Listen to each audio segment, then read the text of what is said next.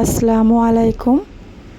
আজকে আমি আলুর পরোটা কিভাবে খুবই কম খরচে এবং সহজে কিভাবে বানানো যায় তারই রেসিপি আপনাদের মাঝে শেয়ার করব। পরোটাকে বানানোর জন্য আমি এখানে 1.5 কাপ মতো ময়দা নিয়েছি অল্প লবণ আর দিয়ে দেব 2 টেবিল চামচ পরিমাণ তেল।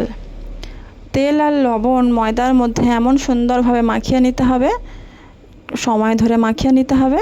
এইভাবে মুঠো করলে যেন এইভাবে হয়ে যায়, তাহলে বুঝতে পারবেন ময়দাটা আমার মাখানো হয়েছে। এর উপরে অল্প অল্প পানি দিয়ে আমি ময়দাটা মেখে নেব। এইভাবে ময়দাটা আমি মেখে নিয়েছি। ময়দার ডোটাকে আমি 30 মিনিটের জন্য ঢাকা দিয়ে রেখে দেব। ততক্ষণে আমি আলুর পুরটা এইভাবে করে ভরে করে নেব। মেশার দিয়ে ম্যাশ করে নিলাম।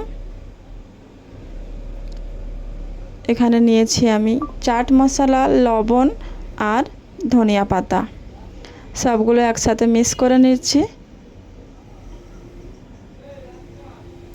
উপর থেকে দিয়ে দেবো একটু কাঁচা লঙ্কা কুচি।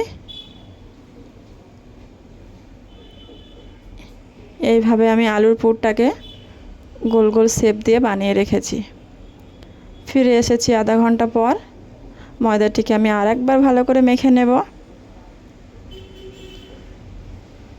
তো থেকে ছোট ছোট 4টে লেচি কেটে নিয়েছি। 3টে লেচি আমি আবারও ঢাকা দিয়ে রেখেছি। একটা লেচিকে আমি এভাবে লুচি বানিয়ে নিয়েছি।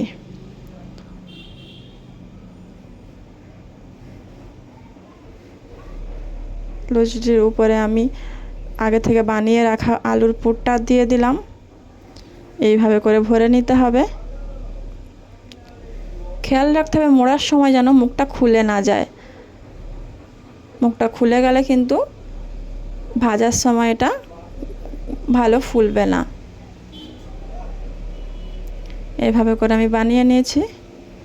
আমি আপনাদের কাছে আর একটা লুচি ভরে দেখাচ্ছি।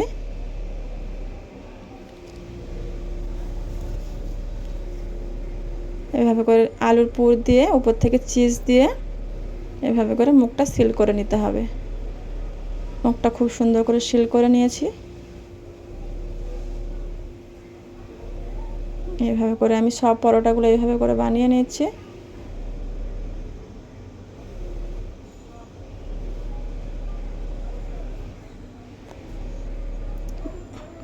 কড়াইতে আমি সামান্য রিফাইন তেল দিয়ে দিলাম। পরোটাগুলোকে দিয়ে দেব।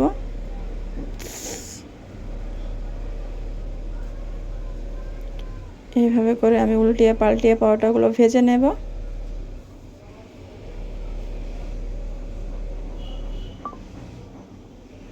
এভাবে করে সব পরোটাগুলো আমি ভেজে নিয়েছি।